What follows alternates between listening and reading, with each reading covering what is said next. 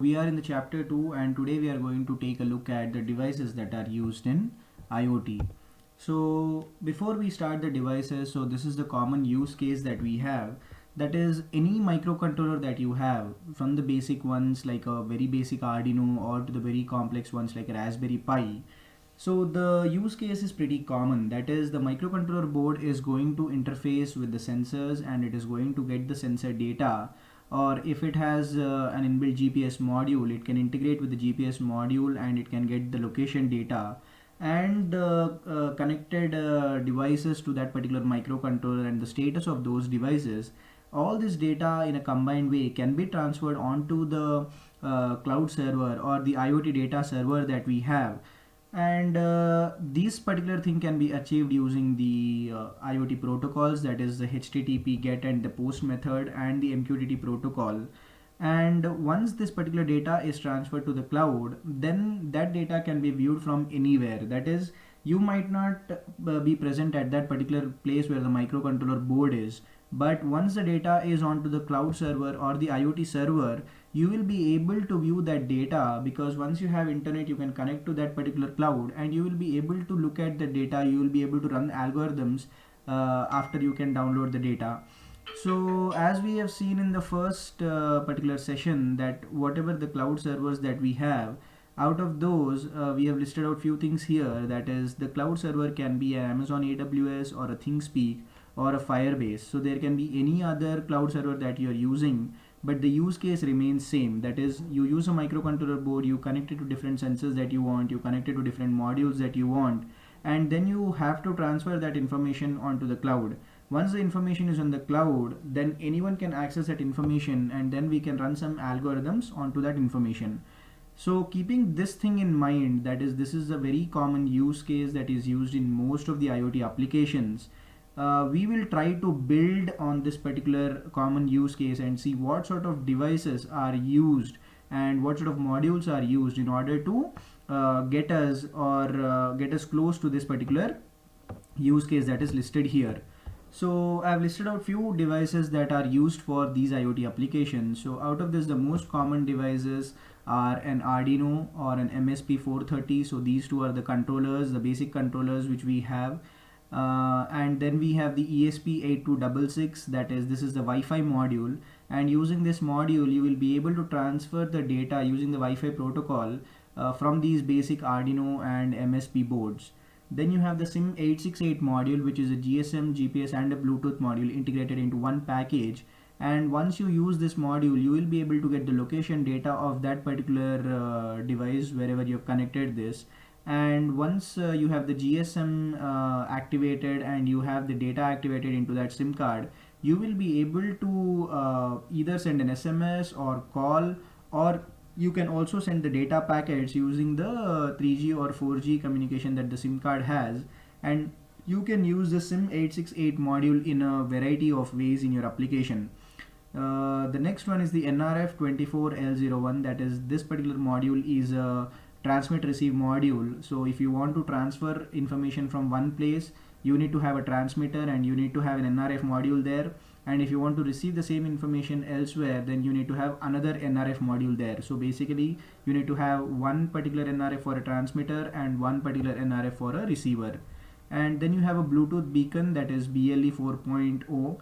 It works on the low energy Bluetooth and it can communicate with Bluetooth devices, that is, it can communicate with your phone and it can transfer information to it.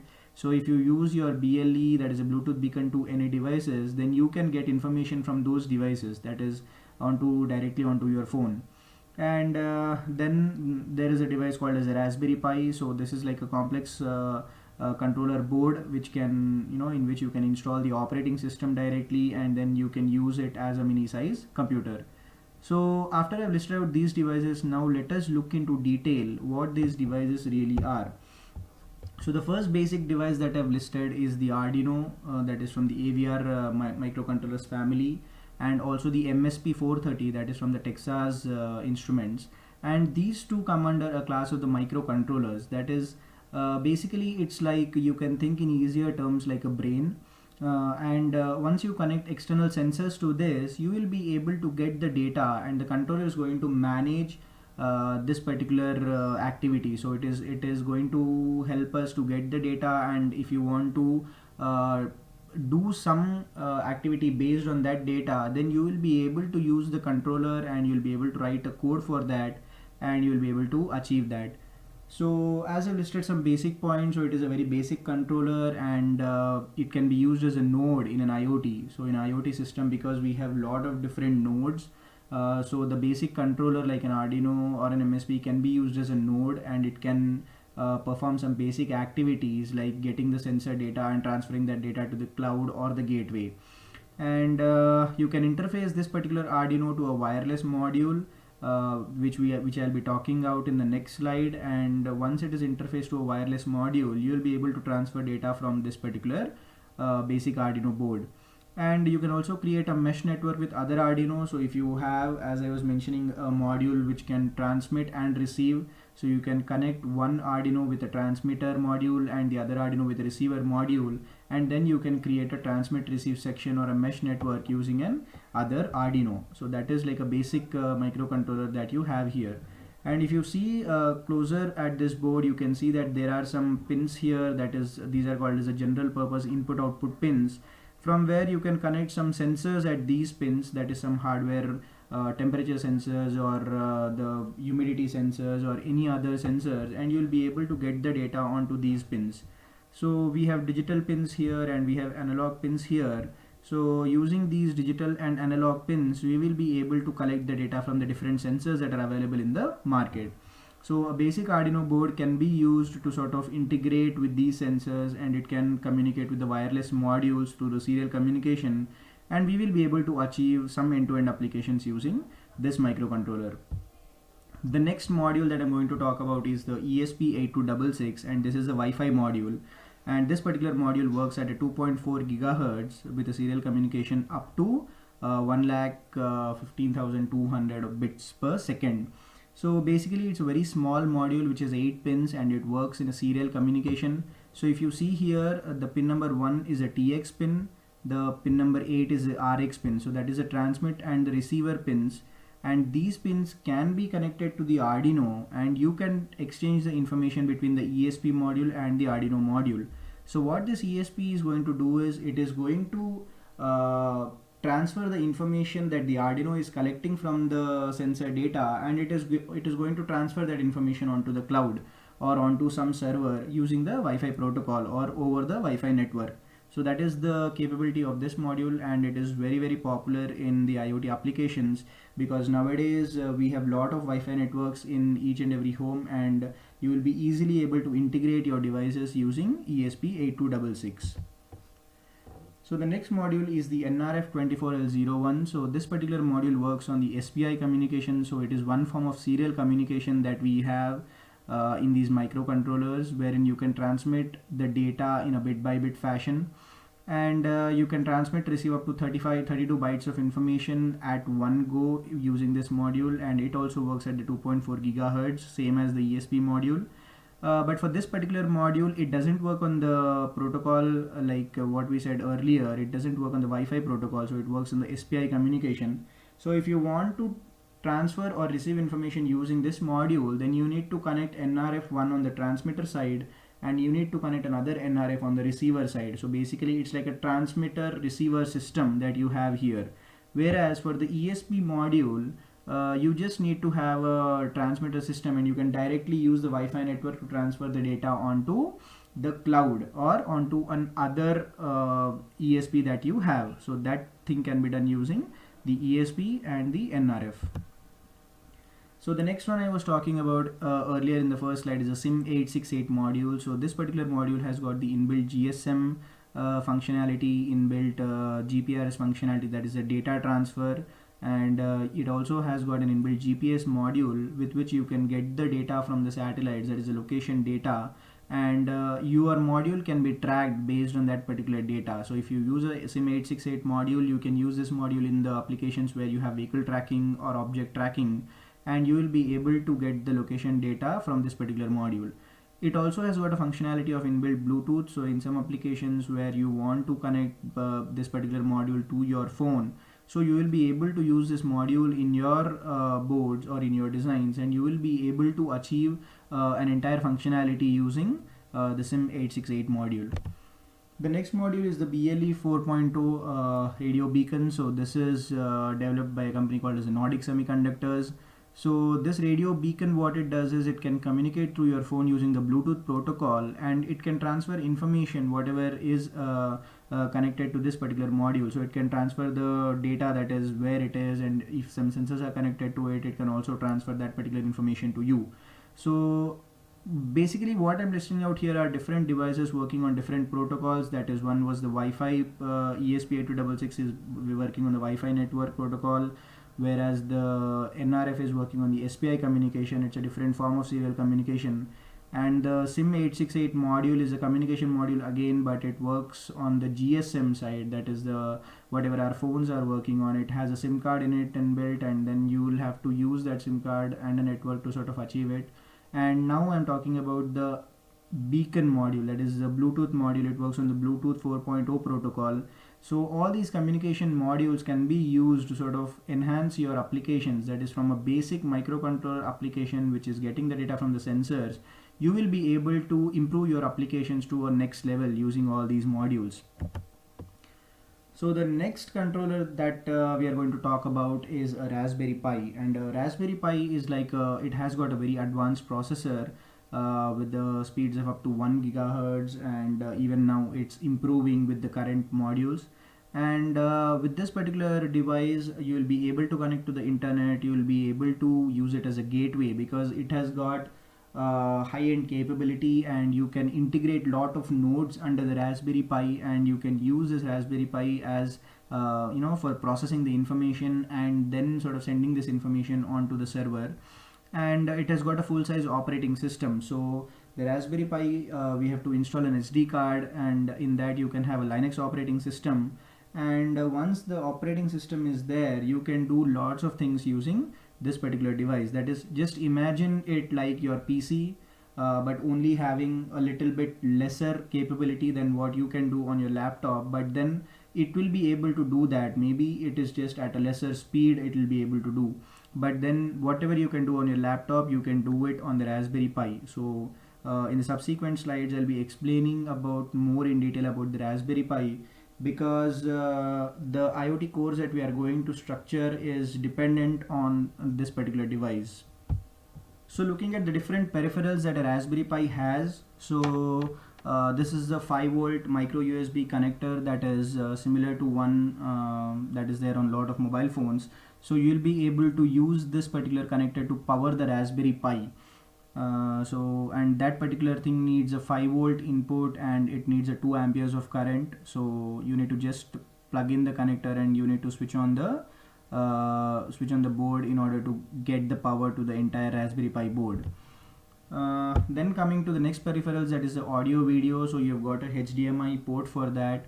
So what you can do is you can connect a HDMI cable, and that can be connected to a monitor, and you can use a Raspberry Pi as your personal computer. So this can act as the entire CPU for your PC, and you have got a HDMI audio video. You can connect it to a TV, or you can connect it to a monitor, and once you connect a mouse and a keyboard to the USB ports that are given, you will be able to use this as a standalone computer. So there is a 3.5 mm audio jack as well in order to listen to the music, and you will also be able to record using this particular device. So because you have a microphone applications, there might be some applications like a voice assistant where you want to control some things using your voice. So all that can be done using a Raspberry Pi. Then regarding the connectivity, so it has got 4 USB ports, so which are working at a USB 3.0 protocol. So as I said in the earlier slide, you can connect a keyboard and a mouse to this particular ports, and you'll be able to sort of use this Raspberry Pi as a PC. But even if you don't want to do that, you can connect some modules like a barcode scanner, or you can have a thermal printer which can directly be connected to the USB ports of the Raspberry Pi, and you can create an end-to-end application using Raspberry Pi using those modules. Then you've got an Ethernet port wherein you can directly connect your Raspberry Pi to your to your Wi-Fi router, and the internet can be provided onto the Raspberry Pi. So basically this device is like your CPU, but with a lesser functionality or with a lesser speed, and maybe it can handle some lesser graphics, but then it will solve the purpose, and you can involve the Raspberry Pi into so many applications using these hardware ports that you have. So the most important ports are the general purpose input output ports that are currently highlighted here. So these pins are similar to the one pins that we have seen on the Arduino, and in the Arduino also we have seen that you can connect those sensors to that particular pins, that is the digital pins that we have. So similarly here a Raspberry Pi also has that, so it has got the general purpose input output pins which you can use, and you can connect the sensors to it, and with that you'll be able to create Internet of Things applications, end-to-end applications using a Raspberry Pi. And going to the internal ICs that we have, so this is a system on chip Broadcom IC, that is BCM2835. it runs on a 700 megahertz. So still this is like a Raspberry Pi 3 board we are talking about, but currently the models are getting evolved. So based on the current scenario, whichever models are there in the market, based on that you can purchase a Raspberry Pi which is the latest one, and it will give you a much faster speed than what the model is shown here.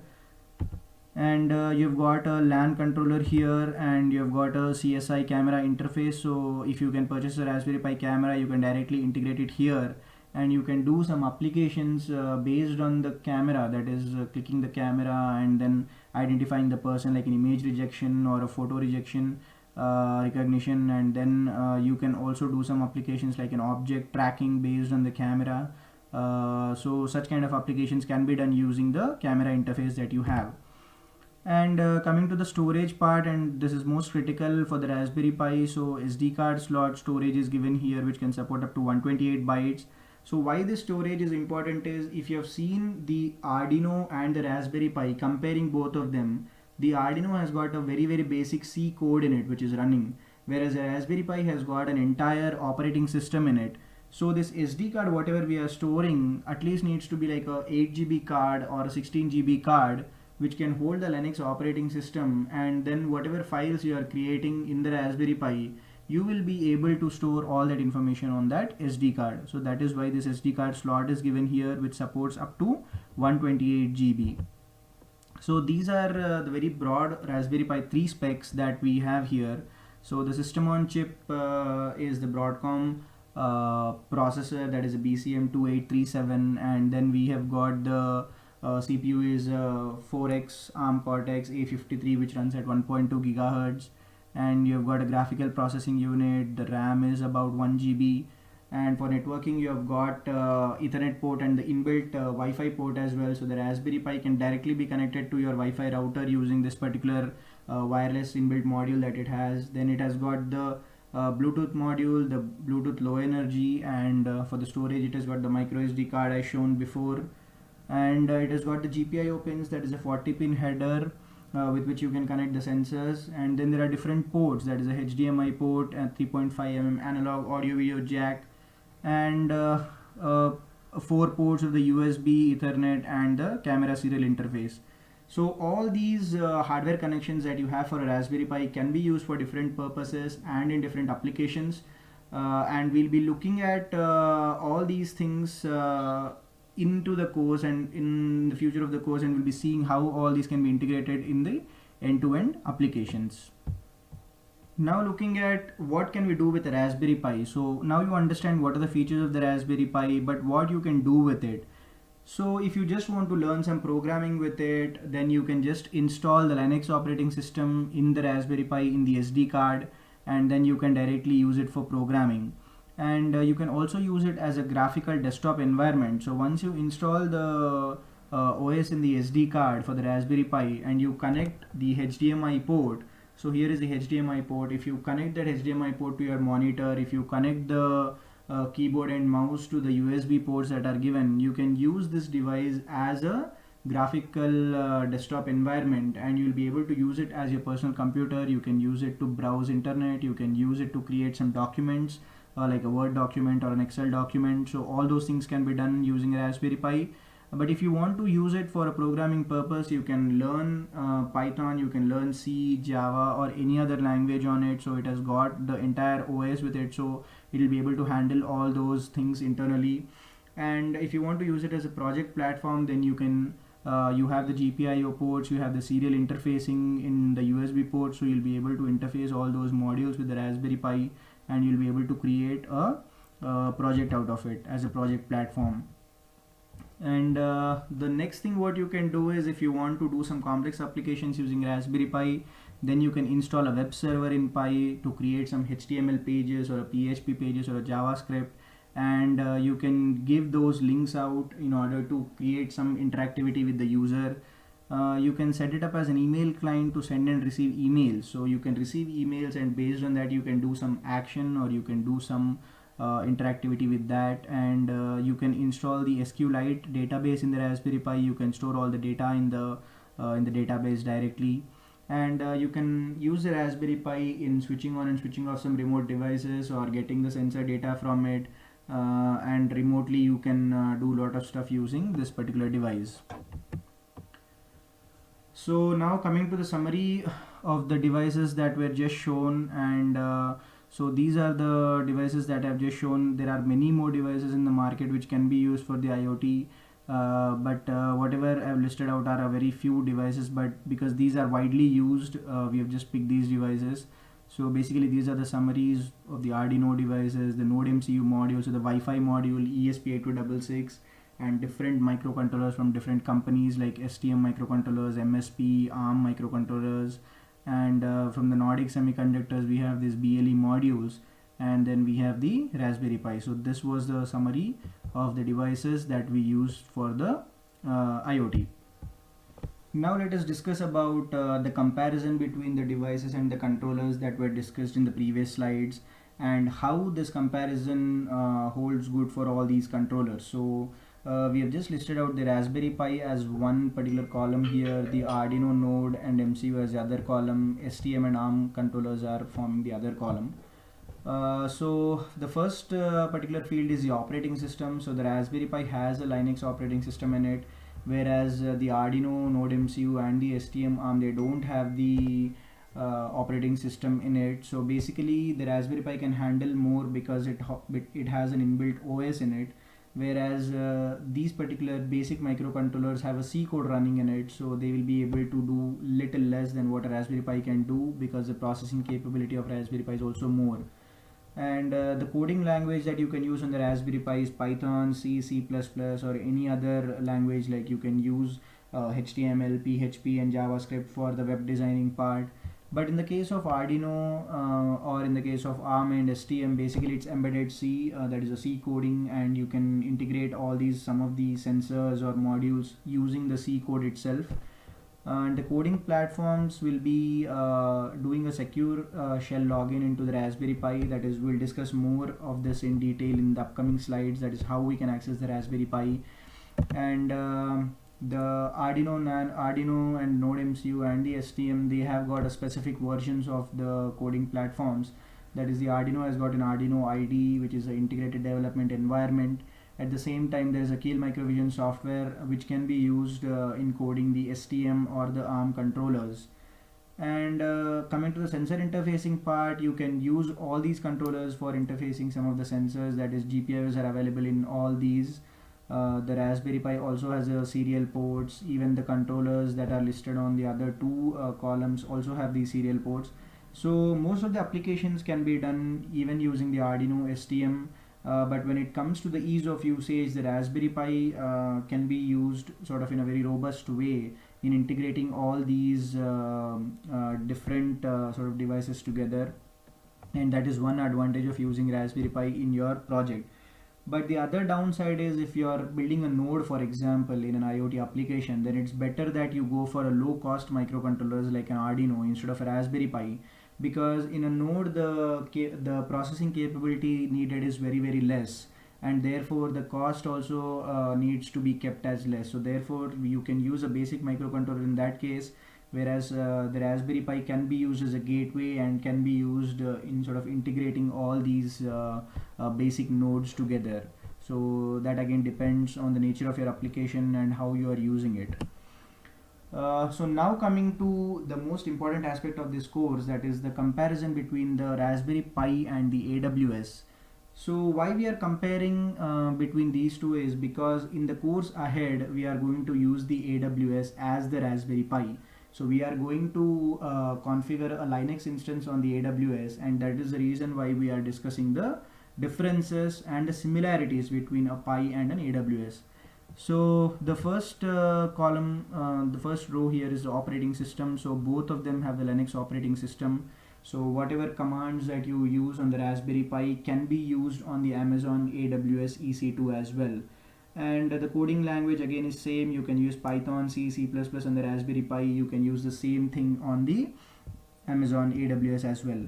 Then the next one is the IP address. So more of this particular thing will be explained in the subsequent slides, but here we are just putting out a basic difference, that is the Raspberry Pi has got a private IP because it is connected to a Wi-Fi router when you want to use it, whereas Amazon AWS is a server, that is it is there on the cloud platform, so therefore it has got a public IP and you can access that particular AWS from anywhere, whereas the Raspberry Pi can be accessed under that particular Wi-Fi router and from the devices that are connected under that particular router. So that is one difference between these two in terms of the IP address.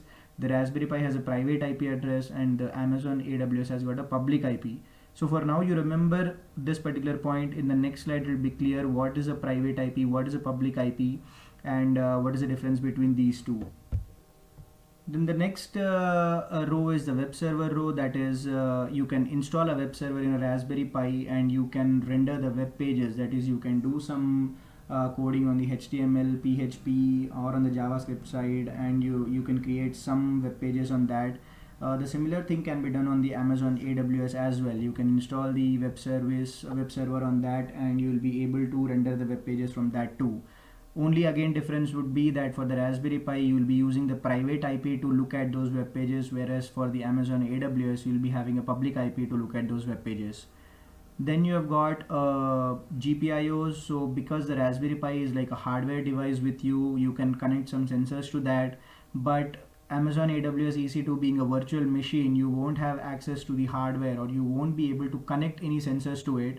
But that is going to be one difference between these two, that is you won't be able to connect any hardware to your Amazon AWS, but all the applications other than that, that is the subsequent applications that I'm going to explain in the next couple of slides, can be done using the Raspberry Pi as well as the Amazon EC2.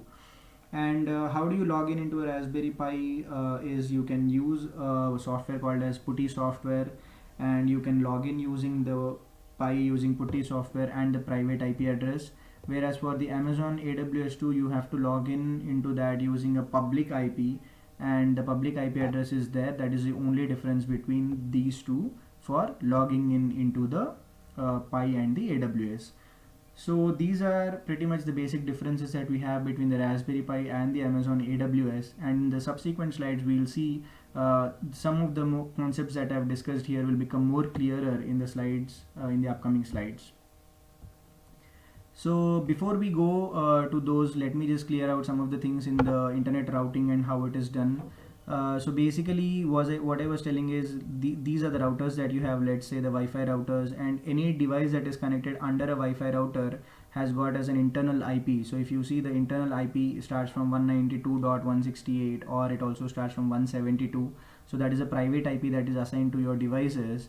And the public IPs that are there, the public IPs are given here. So your router gets a public IP, that public IP can be accessed from anywhere, whereas a private IP needs to be accessed under this particular router. So that is one difference between a public IP and a private IP. So if you see your Wi-Fi router from your internet service provider, you get a public IP on that.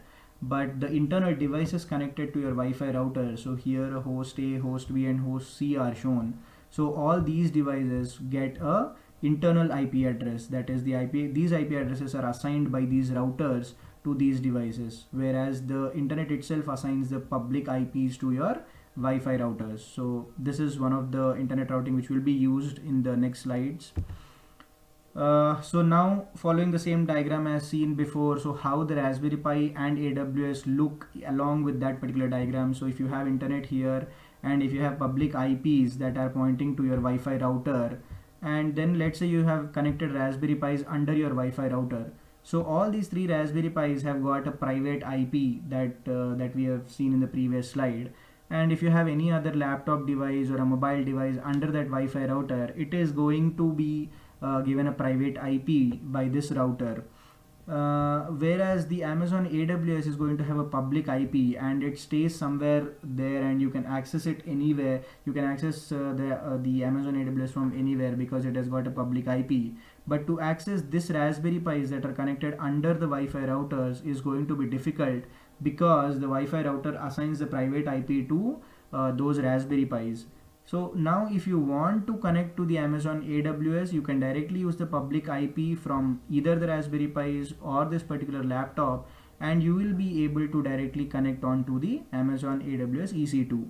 So this is a comparison from the previous slide and how the IPs are assigned to your Raspberry Pis because they are having a private IP, whereas Amazon AWS is going to have a public IP because it is directly stored in the cloud.